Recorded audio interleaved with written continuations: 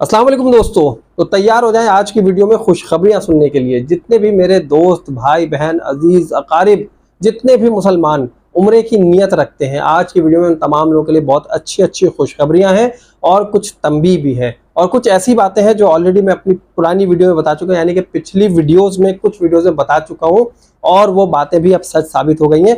क्योंकि अल्हम्दुलिल्लाह अभी जो उम्रे के कुछ ग्रुप्स जो है वो सऊदीया पहुंच चुके हैं और कुछ इंडिविजुअल्स भी पहुंचे हैं, वहां से बड़ी अच्छी अच्छी खबरें आ रही हैं। उन लोगों ने क्या क्या बातें शेयर की हैं आप लोगों के साथ शेयर करने वाला हूं। तो आइए चलते हैं अपनी वीडियो की तरफ। तो भाई वीडियो के स्टार्ट में सबसे पहले एक दुआ मांग लेते हैं कि जिन जिन लोगों ने उम्रे का इरादा किया है, जितने मेरे दोस्त, भाई बहन उम्रे पर जाना चाहते हैं, जितने भी लोग वीडियो देख रहे हैं और वीडियो नहीं भी देख रहे हैं लेकिन उन्होंने इरादा किया है कि उन्हें उम्रा करना है, सबसे पहले अल्लाह ताला उनकी इस नीयत को कबूल फरमाए और उन सब के इरादे पुख्ता फरमाए और उनके लिए आसानियां पैदा फरमाए और उन सबको अपने दर की हाजिरी नसीब फरमाए और अपने महबूब हज़रत मोहम्मद मुस्तफ़ा सल्लल्लाहु अलैहि वसल्लम के दरबार की बाअदब हाजिरी नसीब फरमाए, रियाज़ुल जन्नह में नफिलें पढ़ना नसीब फरमाए, रोज़े की जाली का दीदार नसीब फरमाए। इससे बढ़ के किसी मुसलमान के लिए क्या हो सकता है? जल्दी से एक आमीन लिख दीजिए। और अब मैं आपको बताता हूं कि भाई हमारे यहाँ से पाकिस्तान से उम्रे के ग्रुप अल्हम्दुलिल्लाह सऊदीया पहुंच चुके हैं। बहुत सारी छोटी फैमिलीज भी पहुंच चुकी हैं, खुद से उन्होंने पैकेज बुक कराया था। बहुत सारे इंडिविजुअल्स भी पहुंच चुके हैं और उनकी तरफ से बड़ी अच्छी अच्छी न्यूज़ आ रही हैं। उन लोगों ने यही बताया कि भाई बहुत सहूलत हो चुकी है अब उम्रे में। जो होटल हमें बताया गया था वही होटल दिया गया। हम जब एयरपोर्ट पहुंचे तो एयरपोर्ट से जो हमें फौरी तौर पे हमारी गाड़ी मिल गई, हमें शटल सर्विस थी, हमें शटल सर्विस मिल गई। जो गाड़ी हमने बुक कराई थी अपने वीज़ा में, हमें वो गाड़ी मिल गई। हम उसी गाड़ी में ट्रैवल करते हुए पहुंच गए मक्का और मक्का में जाके हमें बहुत ज़्यादा टाइम नहीं लगा। हमारा होटल पहले से तैयार था और होटल जो है जो उन्होंने अपने रजिस्टर्ड होटल्स अपने ऐप में दिए हैं उसी के मुताबिक सारी चीज़ें थी और अल्हम्दुलिल्लाह बहुत बेहतर तरीके से हमें सारा कुछ अभी तक मैसर हो चुका है। तो ये गुड न्यूज़ है भाई उन लोगों के लिए जो लोग भी उम्रे पर जाना चाहते हैं और सोच रहे हैं कि पता नहीं क्या पॉलिसी बना दी और क्या है। तो सऊदीया में जितने भी लोग पहुंच रहे हैं पाकिस्तानी, उन सब की तरफ से बहुत पॉजिटिव वाइब्स आ रही है, बहुत अच्छी अच्छी बातें कर रहे हैं। तो इसका मतलब ये है कि अब जिन लोगों ने भी उम्रे का इरादा किया है अब वो जल्दी से अपना पैकेज लें या अपना वीज़ा फौरी तौर पर लें, अपने टिकट लें, जो जो चीज़ें हैं रिक्वायरमेंट्स पूरी करें और पूरी करने के बाद मेरी दुआ है कि आप लोग भी खाना काबा तक पहुंचे और अपना उम्रा मुकम्मल करें। अब साथ में एक चीज़ और मैं आप लोगों को बताना चाहूँगा कि इस वक्त जो है अभी बहुत सारे लोग इस बात पे अभी भी बहुत ज़्यादा तजब्जुब का शिकार हुए हैं कि यार ये जो पोलियो का कार्ड है 28 दिन पुराना, ये बनवाना है या नहीं बनवाना है। अब मैंने 2 से 3 जगह इसकी वेरिफिकेशन की है, आपको बताता हूँ। सबसे पहले मैं आप लोगों को बता चुका हूँ कि saudia.com की वेबसाइट पर लिखा है साफ साफ अल्फाज में कि आपके पास 28 दिन पुराना पोलियो का कार्ड होना चाहिए। नहीं है तो कम अज कम at the time of departure, मतलब कि एयरपोर्ट से आप पोलियो के ड्रॉप्स पी कर जाएं। ये साफ साफ लिखा है saudia.com की वेबसाइट पर, जो मैंने खुद देखी है। आप लोग चाहें तो आप लोग भी देख सकते हैं। दूसरा चेक जो अभी मैं आप लोगों को बता चुका हूं, भाई आप लोगों के पास एटलीस्ट पोलियो के कार्ड होने चाहिए। अच्छा, दूसरा जो चेक है वो अभी तक यही बताया जितने लोग वहां पहुंचे हैं सऊदीया, उन्होंने बताया कि भाई पोलियो का कार्ड तो किसी ने ना पाकिस्तान में चेक किया, ना सऊदीया में चेक किया, ना किसी ने मांगा। तो इसका ये हरगिज मतलब नहीं है कि आप लोग अपने डॉक्यूमेंट्स छोड़ दें। मैं अभी भी यही कहूंगा कि एटलीस्ट पोलियो का कोई ना कोई कार्ड, कोई प्रूफ, कोई डॉक्यूमेंट आपके पास होना चाहिए, ताकि अगर किसी भी जगह सिक्योरिटी चेक में या कहीं एयरपोर्ट पे या किसी भी जगह आपको रोका जाता है तो आप डॉक्यूमेंट शो कर सके और आपको किसी किस्म की कोई परेशानी ना हो, कोई मुश्किलात ना हो। अच्छा, तीसरा जो चेक है मैं आपको बताऊं कि मेरा खुद दोस्त है वो एयरपोर्ट पर होता है। मैंने उससे यही कहा कि भाई फ्लाई या डील है, फ्लाई ना से जो सऊदीयन एयरलाइंस है, जो सऊदी एयरलाइन है, इवन उनके लोगों से जाकर पूछो, क्योंकि जो एयरलाइन की पॉलिसी होती है ना वो सारी सेम होती है। वो एयरलाइन वाले भी जो है आपको ऑन बोर्ड नहीं होने देते। तो उसने बजाते खुद जो है वो जाकर उनसे कंफर्म किया, तो उन लोगों ने जो बताया है, उन लोगों ने यही बताया है कि भाई ये जो पॉलिसी थी ये हज वालों के लिए थी, उम्रे वालों के लिए ऐसी कोई पॉलिसी नहीं है कि पोलियो कार्ड होना चाहिए या नहीं होना चाहिए। अगर है तो ठीक है, अगर नहीं है तो कोई बात नहीं, क्योंकि ये पॉलिसी जो है हज वालों के लिए थी। लेकिन मैं आपको रेकमेंड यही करूंगा कि एटलीस्ट अगर आप लोगों ने पोलियो के ड्रॉप्स अभी तक नहीं लिए तो जाकर पोलियो के ड्रॉप्स पहली फुर्सत में ले लीजिए। एक सर्टिफिकेट बनता है 100 रुपए का, वो बनाकर अपने पास रख लीजिए, आपके पास एक डॉक्यूमेंट आ जाएगा। दूसरा, अगर आपने ये भी नहीं करना तो कोई बात नहीं, जब आप जा रहे हैं एयरपोर्ट पहुंचे तो वहां पर एक छोटा सा बूथ लगा है, वहां जाकर आप अपने पोलियो के ड्रॉप्स ले सकते हो और जो येलो वाला कार्ड है वो आप लेकर जा सकते हैं। तो किसी दोस्त ने मुझसे सवाल भी पूछा था कि क्या पोलियो ड्रॉप्स के येलो वाले कार्ड जो है वो एक्सेप्टेबल है, तो भाई वो भी एक्सेप्टेबल है। अभी यकीन करें कि पोलियो के चक्कर में लोगों ने 4-4 हजार रुपए के कार्ड बनाए हैं बैक डेटेड में। कुछ लोगों ने मुझसे कहा कि भाई अभी जो है वो मुझे 2 दिन के बाद मेरा डिपार्चर है, और जो 28 दिन पुराना कार्ड है वो मैं कैसे बनवाऊंगा। तो कुछ दोस्तों ने ये बताया कि भाई मैंने तो फला बंदे से राब्ता किया था, सोशल मीडिया पे मैंने पोस्ट देखी थी, वो जो है पोलियो के कार्ड बनाकर दे रहा था। मैंने उससे जब राब्ता किया तो 5,000 मांग रहा था, तो बहरहाल कोई बार्गेनिंग हुई, 4,000 में बनाकर दे दिया। किसी ने 2,000 में बना के दिया, किसी ने 1,800 में, किसी ने 1,000 रुपए में, मतलब जो जिससे जितने में कटता चला गया उसने उतने में काटा, लेकिन उस पोलियो के कार्ड का उन्हें कोई खातिर ख्वाह फायदा नहीं हुआ। आप ये पोलियो कार्ड एयरपोर्ट से भी हासिल कर सकते हैं, तो पोलियो की तरफ से आपको परेशान होने की जरूरत नहीं। अच्छा भाई, एक और खुशखबरी बहुत अच्छी ये है, तो मैं आप लोगों को बताता चलूं कि थोड़ा सा मतलब आप लोगों को इसमें शायद ये खुशखबरी ना लगे, लेकिन ये एक गुड न्यूज है। देखें, अभी जो हमारे जितने भी ट्रैवल एजेंट्स हैं वो अपनी मर्जी से होटल आपको अलॉट कर दिया करते थे, यहाँ से कुछ और बताते थे, और जब आप सऊदीया पहुंचते थे तो आपको बताया जाता था कि भाई होटल का रूम रेडी नहीं है, खाली नहीं है, अभी आप इस होटल में चले जाए, फौरी तौर पे हम ये करा देंगे, कल आपका होटल हम चेंज करा देंगे, परसों चेंज करा देंगे। वो इस तरह करके आपके साथ मिस कमिटमेंट करते थे। तो अब ऐसा कुछ भी नहीं है, अब ऐप में जो रजिस्टर्ड होटल्स हैं आपको वही मिलेंगे। अच्छा, दूसरी जो खुशखबरी है वो ये सुन लीजिए कि अब हो सकता है कि अगर ट्रैवल एजेंट्स आपसे कुछ पैसे मांगे 5,000 10,000 रुपए ऊपर, तो वो इस चीज के नहीं मांगेगा कि भाई वीजा महंगा हो गया या कुछ और ऐसा हो गया, ऐसा कुछ भी नहीं है। अब जो भी होटल के रेट में डिफरेंस आया है वो उससे होगा। अब मिसाल मैं आपको दूं कि पहले जो एक होटल मिलता था वो आपको मिलता था शटल सर्विस में, कोई 1.5 किलोमीटर दूर, 2 किलोमीटर दूर, जिसके चार्जेस जो है वो कम होते थे। अब अगर आपको पता चला कि भाई फला होटल जो है वो उस ट्रैवल एजेंट के पास नहीं आ रहा, वो बुक नहीं हो पा रहा, उसका जो ग्रुप है वो ज्यादा लोगों का है और होटल में जो है कम कमरे दस्तयाब है, तो अब वो ढूंढता ढूंढता जो है ना आहिस्ता आहिस्ता डिस्टेंस कम करता चला जाता है, बजाय इसके कि वो 5 किलोमीटर पे जाए। वो जब डिस्टेंस कम करेगा तो जाहिर सी बात है कि होटल के चार्जेस बढ़ते चले जाएंगे, क्योंकि आप जितना हरम के करीब होटल लेंगे आपको उतने ज्यादा पे करने पड़ेंगे।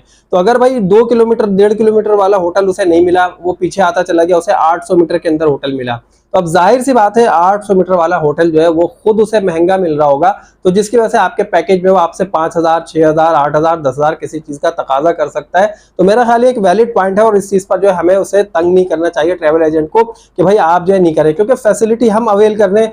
आप ये देखें ना कि भाई आप जो है 1.5 किलोमीटर होटल दूर जा रहे थे, अब आपको अगर 800 मीटर पे मिल गया तो ये आपके लिए बेहतर है। चले ठीक है, अगर थोड़े से पैसे बेयर करने पड़े, जहां इतने लाख दिए वहां 2-4 10,000 रुपए से कोई इतना बड़ा मसला नहीं है, तो इस चीज को बेयर कर लीजिए, इसमें आपका अपना ही फायदा, और यही एक बहुत अच्छी गुड न्यूज भी मैं ये समझता हूँ गुड न्यूज है। अब आप क्या समझते हैं ये आपको बेहतर पता होगा। अब ये होटल के हवाले से बात चलिए तो एक क्वेश्चन लोगों के जहन में बहुत ज्यादा आ रहा है कि भाई हमारी जो फैमिली है 4 बच्चे हैं, 2 हम लोग हैं, 6 लोग हो गए। अब 6 लोगों को अगर हम उम्रे का पैकेज बुक कराते हैं तो अब हमें किस तरह से रूम लेना पड़ेगा, क्या हमें बच्चों के लिए अलग रूम लेना पड़ेगा और हम जो मियाँ बीवी हैं वो अलग रूम में रहेंगे, या ऐसा होगा कि हम लोगों को इकट्ठे रूम में ठहराया जाएगा। तो भाई सऊदीया की एक पॉलिसी है, वो 11 ईयर्स की पॉलिसी है, 11 साल की पॉलिसी है। अगर आपका बच्चा 11 साल से कम है तो आप उसे अपने रूम में रख सकते हैं। 11 साल से कम के जितने भी बच्चे होंगे वो पेरेंट्स के साथ ही रहते हैं। जब आप वहां पहुंचेंगे और आपने बुकिंग ली होगी और आप बताएंगे तो वो आपको वहां पर मैनेज करके देंगे कि 11 साल से कम उम्र के बच्चे आपके साथ रहेंगे, चाहे आपके 4 बच्चे हो, 3 हो या 5 हो, वो उनका काम है। किस तरह मैनेज करके देना वो होटल वाले आपको करके देंगे, क्योंकि जो 11 साल से कम उम्र के बच्चे होते हैं उन्हें पेरेंट्स के बगैर नहीं छोड़ा जाता। अगर आपके बच्चे 11 साल से ज्यादा के हैं, बड़े बच्चे हैं, या आपके 2 बच्चे बड़े हैं 3 छोटे हैं, तो फिर आपको ये करना होगा कि जो 2 बड़े बच्चे हैं उनके लिए आपको अलग रूम लेना पड़ेगा, या तो आप अपने किसी बच्चे के साथ खुद ठहर जाएं, या तो फिर आप जो छोटे बच्चों के साथ रह लें और जो बड़े बच्चे हैं उन्हें आप अलग रूम में ठहरा सकते हैं। कुछ इस तरह की पॉलिसी अभी बनाई है सऊदीया ने। लेकिन अभी ये भी हो सकता है कि इस वाली पॉलिसी में, जो कि एक छोटी फैमिली या बड़ी फैमिली वाली पॉलिसी है, शायद इसमें आगे कोई लचक दिखाई दे, कोई नरमी दिखाई दे, क्योंकि अभी जिस तरह से पॉलिसी खुलकर वाजे हो रही है, लोग प्रैक्टिकली जा रहे हैं, उस तरह से लोगों को अब सहूलत नजर आने लगी है। तो इस चीज से पैनिक होने की और परेशान होने की जरूरत नहीं कि यार ये जो अभी पॉलिसी बना दी क्या बना दी है और अब उम्रा होगा भी या नहीं होगा। तो भाई आप लोग जो है इन तमाम चीजों से बिल्कुल बेफिक्र हो जाएं। अच्छा, अब एक चीज और है, लोगों ने जो है यहाँ पे एक बड़ी हाइप क्रिएट कर दी कि भाई जिस ट्रांसपोर्ट में आप जाएंगे, जिस ग्रुप के साथ जाएंगे, उसके अलावा आप कहीं नहीं जा सकते। तो यहाँ पर एक पॉलिसी समझने की जरूरत है कि सऊदीया ने जो है ना अपने एक शहर से दूसरे शहर के लिए ट्रांसपोर्ट की पॉलिसी बनाई है। अब मिसाल मैं आपको दूं कि जब आप कराची से जहाज में बैठते हैं और जाकर जद्दा एयरपोर्ट पर लैंड करते हैं, तो एक शहर जद्दा है, जद्दा से दूसरा शहर जो है वो मक्का है, मक्का से तीसरा शहर मदीना है। इन तीनों शहरों के बीच में हम सर्कुलेट करते रहते हैं। जद्दा से हम जब जाते हैं मक्का की तरफ तो इस ट्रांसपोर्ट को इंक्लूड करवाया गया है वीजा में, ठीक है। अब आप जब मक्का पहुंच जाते हैं, जद्दा से पहले आप मक्का पहुंचेंगे उसी ट्रांसपोर्ट में, और उसी ट्रांसपोर्ट में आप पहुंचेंगे मक्का से मदीना। फिर जब आप मदीने में रह लेंगे, आपका स्टे वहाँ का जितने दिन का होगा, प्लान होगा, आपने शेयर किया होगा, फिर जब आप मदीने से वापस आएंगे तो उसी ट्रांसपोर्ट में आएंगे जो ट्रांसपोर्ट आपने मेंशन की होगी, जिस ट्रांसपोर्ट का आपने वीजा हासिल किया होगा। ये जो आपके ट्रांसफर्स है ना, इस ट्रांसफर्स के दरअसल वीजा में चार्जेस है और यही आपको मेंशन करना है। आप मक्का में मौजूद हैं, आप मक्का में मार्केट जा सकते हैं, टैक्सी बुक करके जा सकते हैं, शटल में जा सकते हैं, आप जो है ट्रेन में जा सकते हैं, आप किसी भी तरह से किसी और ट्रांसपोर्ट का मोड इस्तेमाल कर सकते हैं, तो इसमें कोई मसला नहीं। ज़ियारतों में जा सकते हैं, आप शॉपिंग कर सकते हैं, आप क्लॉक टावर में घूम सकते हैं, आपको कहीं भी जाना है विद इन मक्का आप जा सकते हैं, उसमें कोई शर्त नहीं है। लेकिन आपने अपने डॉक्यूमेंट सिर्फ अपने पास रखने हैं और यही बताना है कि हम खरीदारी कर रहे हैं। अगर कहीं पे बातचीत हो जाए, वैसे तो आपको कोई नहीं पकड़ेगा, आपके पीछे कोई पुलिस नहीं लगी हुई ऐसी कि जो आपको पकड़ ले कि भाई आपने जो है होटल में रहना है या मक्का में रहना है तो आप मार्केट क्यों घूम रहे हो, आप यहाँ पर खरीदारी क्यों करने आए हो, आप होटल में बैठ के खाना मत खाओ, तो ये भी हो सकता है। तो इस तरह का कोई सीन नहीं है भाई। अब जो लोग कह रहे हैं कि ज़ियारतों पे जाना, तो ज़ियारतों पे आप अपनी मर्जी से आ सकते हैं, लेकिन विद इन मक्का।